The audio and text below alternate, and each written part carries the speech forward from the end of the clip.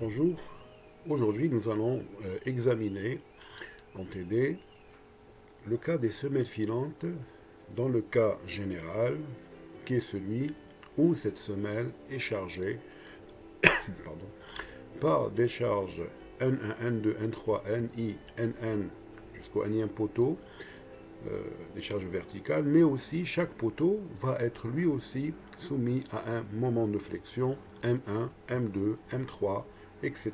jusqu'à Mn, petit n représentant le nombre de poteaux.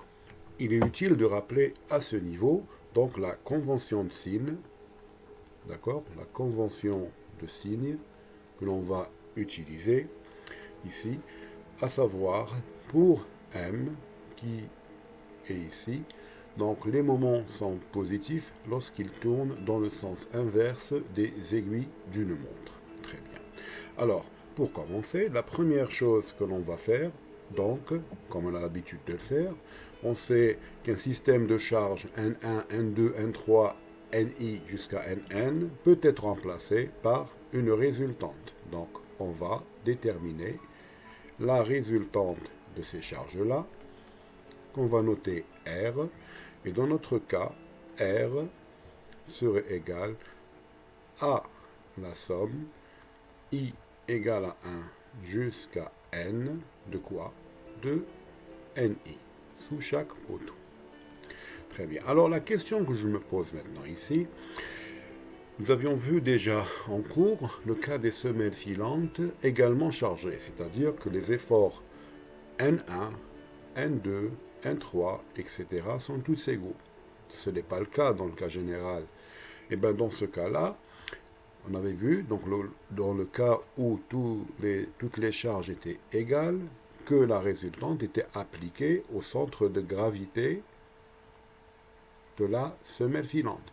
Mais lorsque les charges Ni ne sont pas égales, eh ben, cette résultante-là ne va pas être appliquée au centre de gravité de la semelle, mais elle va être appliquée en un certain point qu'on appellera le point C, qui serait le centre de pression, d'accord?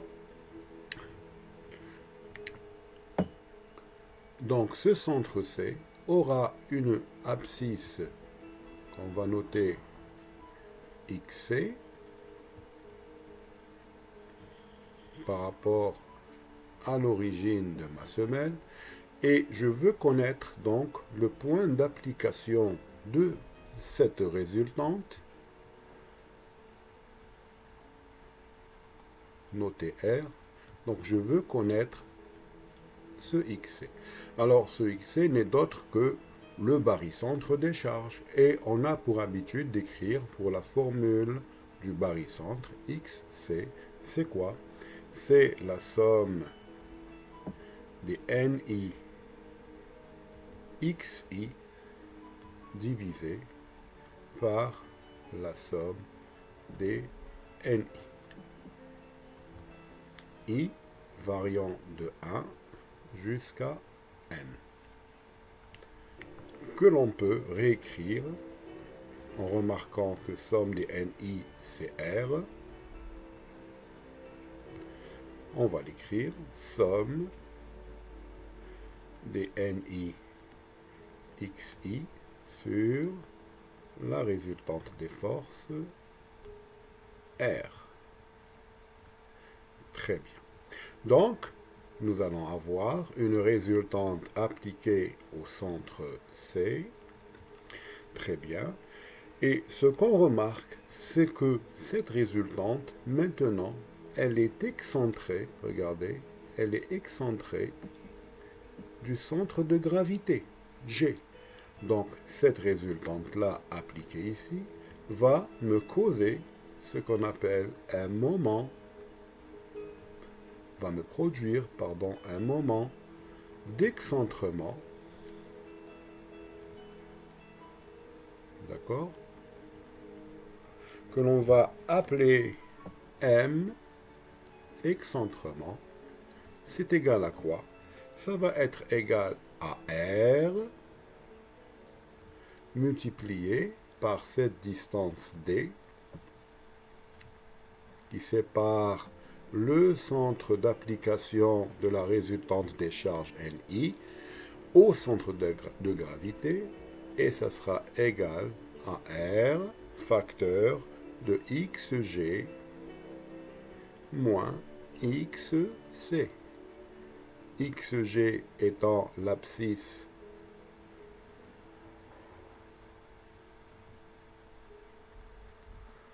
du centre de gravité X, du centre de gravité G, xc, c'est l'abscisse du centre de pression C. Voilà, donc on peut voir sur cette figure, donc j'ai éliminé les charges N de chaque poteau et je les ai remplacées par une résultante R, qui est celle-ci, et par un moment MR. Tout à l'heure, j'avais parlé d'un moment d'excentrement MXC. MR est différent de MXC. MR, c'est le moment résultant. Réellement, c'est quoi? C'est le moment d'excentrement précédemment calculé. N'oubliez pas que vous avez aussi des moments ponctuels ou différents points. Hein, que vous voyez ici.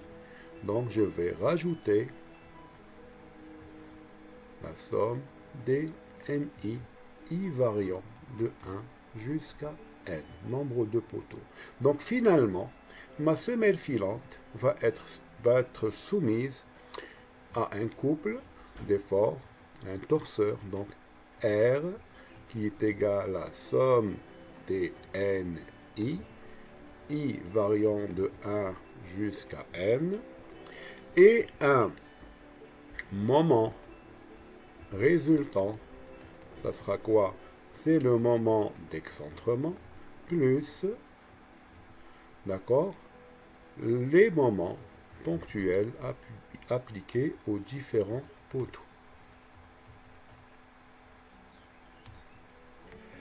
Donc je disais, notre semelle filante va être soumise à une réaction, plutôt à une action résultante grand R, qui est donnée, et un moment résultant MR aussi qui est donné, parce que pourquoi? Je connais MEXC qui est là, c'est la résultante fois D, D étant XG moins XC, XC est donné par cette valeur, et M, résultant, c'est donc ce moment d'excentrement plus la somme des MI qui sont donnés, donc c'est donné, c'est donné. Et je sais que ma semelle filante a un côté que je vais appeler A, ici, c'est égal à 2 fois le débord plus la somme des LI, et je pourrais facilement, d'accord, vérifier cette semelle comme si c'était une semelle isolée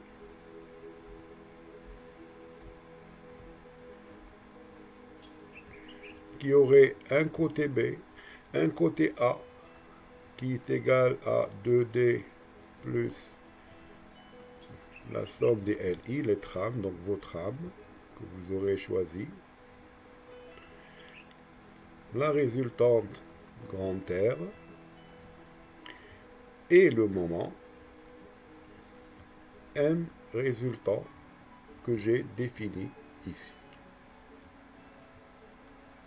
Donc, le problème de la semelle filante soumise à des efforts quelconques revient à l'étude d'une seule semelle de côté A, 2D plus somme des LI, autre côté B, et aussi à des efforts R et M. C'est comme on avait fait, c'est comme si c'était une semelle isolée soumise à R et à N. Et donc, vous savez comment résoudre, on l'a déjà vu, comment résoudre ce genre de problème. Donc, en gros, pour résumer, si je voulais résumer, j'ai une semelle filante soumise à des efforts NI, MI pour chaque poteau. Ce que j'ai à faire, donc je dois déterminer le centre de pression de décharge NI, qui est égal à somme des NI XI sur somme des NI. Les XI, ce ne sont autres que les, regardez, les distances X1, d'accord, X2, on prend en général, soit ici, donc l'origine, donc le 0, c'est ici, et à chaque fois, on calcule la distance et on détermine le point d'application XC. Juste après, on va calculer la résultante R qui est déjà calculée ici, hein, c'est R, donc c'est somme des NI. Je calcule le moment résultant, c'est quoi? C'est le moment d'excentrement, c'est quoi? C'est la résultante fois XG moins XC plus somme des MI. Voilà, et on passe aux différentes vérifications. Et tout de suite, je vais vous présenter une petite application numérique d'un cas d'une semelle filante sous deux poteaux soumise à N1 et à N2, et on verra comment solutionner cet exercice. Très simple. Alors, donc, faisons l'application suivante. Une semelle filante ayant un anthrax de 5 mètres sous deux poteaux N1, N2, avec N1 75 tonnes, N2 125 tonnes. Les poteaux sont de 45 par 45 cm. L'acier qu'on va utiliser pour le ferraillage de la paillasse est de 12 mm, haute adhérence. Et la contrainte du sol est de 2,5 bar. On demande de dimensionner cette semelle filante. Comme on l'avait dit précédemment, lorsqu'on a affaire à une semelle filante où les charges N1, N2, etc. sont différentes, la première chose à faire, donc 1, calcul de la résultante.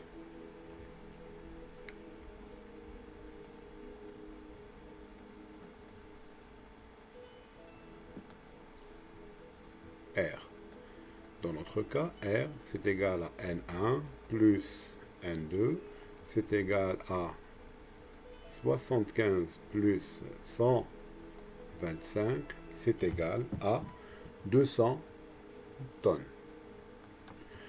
Le point d'application, deuxièmement, point d'application de cette résultante, étant donné que les charges sont différentes, ça ne sera pas au centre de gravité, donc au milieu de la semelle, mais ça sera légèrement décalé. Donc, point d'application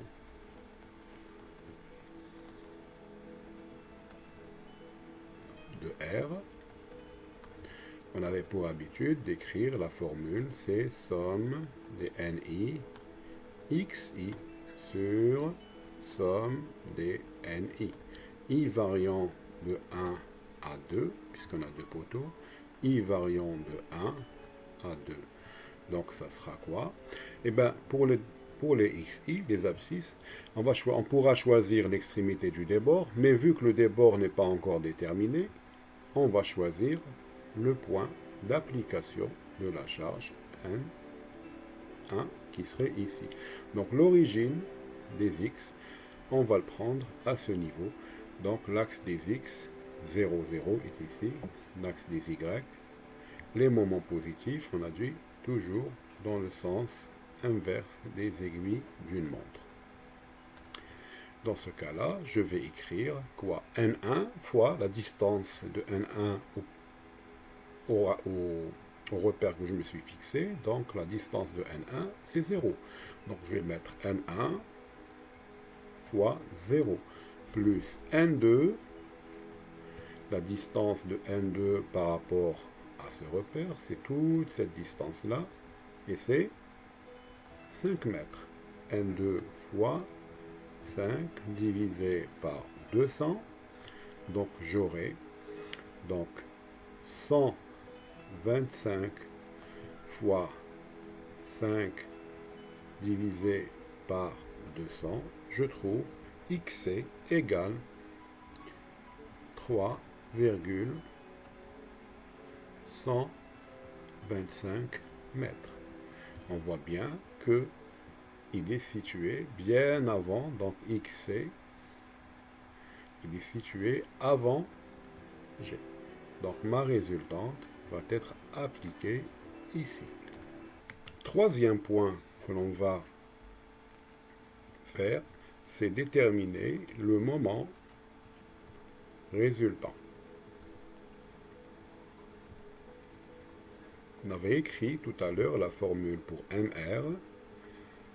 C'est le moment d'excentrement dû à l'excentrement de la résultante plus la somme des moments appliqués aux différents poteaux. Ici, j'ai pas de moment. Donc, ça va rester MR, c'est M excentrement.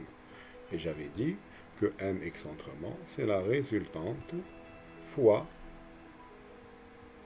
la distance qui sépare le centre d'application de la résultante, le centre de pression, on appelle aussi le centre de pression, fois la distance, plutôt R fois la distance D qui sépare le centre de pression au centre de gravité. Donc ça sera R fois XG moins XC.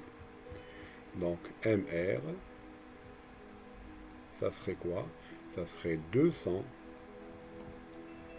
multiplié par 2,5, 5 divisé par 2, donc le centre de gravité, il est situé à 2,5, avec 2,5 XG moins XC, que je viens de calculer ici, 3,125. Donc, je trouve MR, c'est égal à 125 tonnes mètres. Donc, finalement, ma semelle filante va être soumise à R égale 200 tonnes et à un moment égal 125 tonnes mètres. Voilà, donc, pardon, ici il faut mettre un signe moins. Voilà, même ici. 2,5 moins 3, ça fait moins 125 tonnes mètres.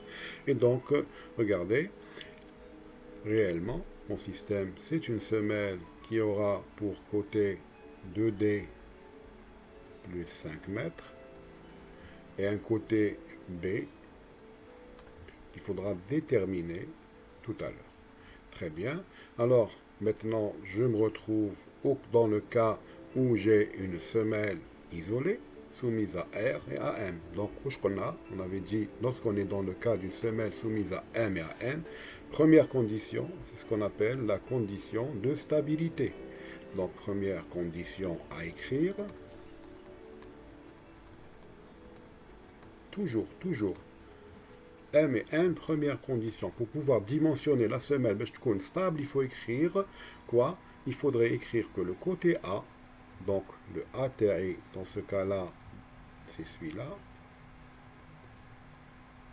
doit être supérieur ou égal à 6M sur N. C'est une donnée. Le A, c'est 2D plus 5, doit être supérieur ou égal à 6M sur N. L'inconnu, c'est quoi? C'est le D. Ça me permet de déterminer que D, 2D plus 5, doit être supérieur à 6 fois le moment, donc 125 sur 200, bien sûr en valeur absolue. Donc 2D plus 5 supérieur ou égal à 3,75, ce qui me donne que D doit être supérieur ou égal à 0,225 mètres. Pardon, ce n'est pas 200,220, mais 0,625. Pardon, c'est juste une petite erreur de calcul que j'ai faite. Voilà. D doit être supérieur à 0,625. Très bien. Toujours cette histoire du moins, je le remets en place ici. D'accord? Je trouve donc effectivement moins 0,625. Est-ce que on peut parler d'une distance négative? Une distance négative, un débord négatif n'existe pas. Donc réellement, qu'est-ce qu'on peut conclure? N'existe pas. La distance négative n'existant pas, donc cela tout simplement dire qu'on n'aura pas, pour cet exercice, n'aura pas besoin de débord. Et on va se suffire uniquement, puisque le débord est compté à partir de l'axe, et bien on va se suffire à une moitié de poteau, soit 0,225, puisque le poteau, on a fait 45 cm. 0,45, la moitié, c'est 0,225. Donc finalement, mon A va être égal à quoi? À 0,225 plus 5 plus 0, donc à l'autre débord, qui est nul, donc je prends uniquement ici, j'ai pas besoin de débord, je viens de le dire, et donc mon A serait égal à 5,45 mètres. Donc je viens de calculer le côté A dont j'avais besoin. Donc ma semelle n'a pas besoin de débord. Alors pour ceux qui vont poser la question pourquoi ce moins, tout à l'heure j'avais pas bien vu, c'est pas très bien aisé travailler sur un laptop comme ça et enregistrer en même temps. Le moment c'était moins 0, moins 125. Automatiquement il fallait remplacer par le moins ici. Et donc tout calcul fait, je trouve moins 0,125. D'accord? D est négatif, donc il n'y a pas de distance négative, donc cela veut dire qu'on n'aura pas besoin de débord. Si j'avais trouvé un D positif, donc je l'aurais pris. Négatif, main gauche. Donc uniquement, je prends uniquement la moitié du poteau. Donc la semelle TAI, une semelle sans débord. Et ça existe, des semelles filantes sans débord. Donc nous avons notre semelle qui ne possède pas de débord, d'accord, qui a une longueur de 5,45. Et maintenant, je voudrais déterminer le côté B. Pour déterminer le côté B, il faudra écrire, comme on a l'habitude de le faire, les conditions, la condition plutôt, de résistance. Donc la fameuse équation qui fait intervenir sigma sol admissible. Et donc, je dois écrire que R, la résultante sur A fois B, d'accord, plus ou moins, rappelez-vous, plus ou moins, d'accord, 6 fois le moment M, qui est ici, donc c'est comme une semelle isolée, 6M sur B fois A carré, et qui devra être égal à sigma sol admissible. Je vais noter cette équation 1. A étant égal à 5 mètres, 45. On voit bien que la seule inconnue, c'est le B. R, c'est connu. M, c'est connu. A, connu. Donc, je peux déterminer B en écrivant tout simplement 1 sur B, facteur de AR, donc j'ai réduit au même dénominateur, plus ou moins 6m sur A carré inférieur ou égal à sigma sol admissible. Dès lors, tirer deux valeurs de B. Donc B sera supérieur ou égal à RA, petit algèbre, hein, vous pouvez le refaire, plus ou moins 6m sur A carré sigma sol admissible. Et donc j'aurai deux valeurs pour le plus et pour le moins. Donc j'aurai B supérieur ou égal à 2,478 mètres. B supérieur ou égal à 0,458 mètres. Donc nous avons B supérieur à cette valeur et à cette valeur. Donc on va choisir B supérieur au 2 et on va choisir B est égal à 2,5 mètres. Voilà, donc on vient de déterminer les dimensions de ma semelle. Des bords égale à 0, donc A est égal à 5,45, donc on retrouve uniquement la moitié du poteau. B sera égal à 2,5 mètres. Voilà. Bien sûr, nous pouvons aussi déterminer je disais donc, on pourra aussi déterminer Hmax, l'épaisseur de la paillasse maximale, Hmin et Hmax. On avait donné en cours la valeur de Hmax, rappelez-vous, devait être supérieur à B moins petit a. Alors, c'est la base de ma semelle. A, c'est la section du poteau, c'est 45 cm, divisé par 4, plus l'enrobage D. Lorsqu'on vous dit rien concernant l'enrobage, vous prenez l'enrobage, D égale 3,5 cm. Donc on aura Hmax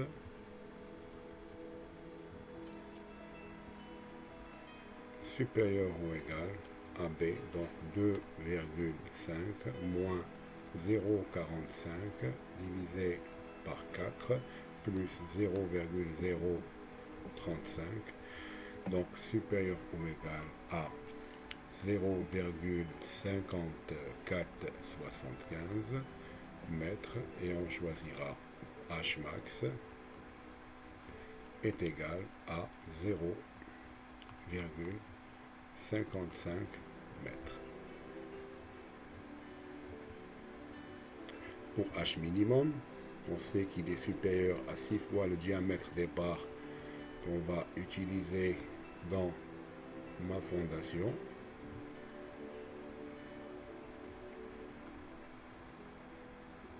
Plus 6 cm, donc supérieur ou égal, j'avais dit, on allait utiliser des diamètres de 12, donc 6 fois 1,2, puisque c'est en centimètres, 12 mm, c'est 1,2 cm, plus 6, donc supérieur ou égal à 13 cm, et bien on va choisir, on pourra choisir 15 cm. Moi je ne vais pas choisir ça, regardez, puisque j'ai un Hmax qui est très grand, d'accord.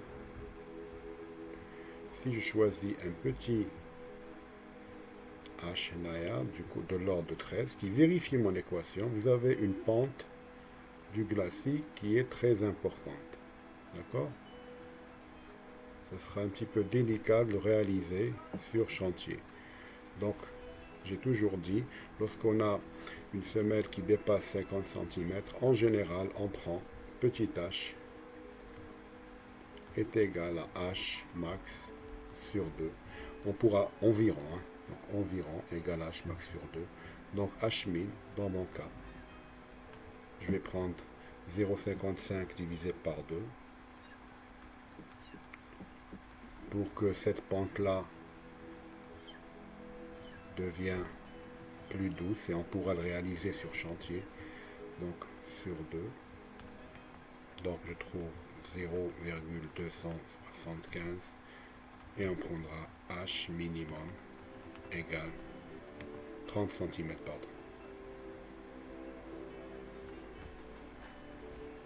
Voilà, encore de la place, je n'avais pas vu. Donc ma semelle aurait 30, aurait 55. La nervure, il y a toujours une nervure. Plus tard on verra, Inch'Allah, comment on va dimensionner ma nervure. Alors ici, un des 30 cm et en haut, j'aurai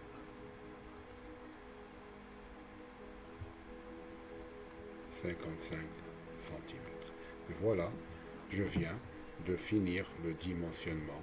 Donc A est égal à 2,5 mètres. Je viens donc de terminer le prédimensionnement de cette semelle filante, aussi bien en plan, donc j'ai déterminé le D, le A, et en élévation, différentes épaisseurs H max et H min. Alors,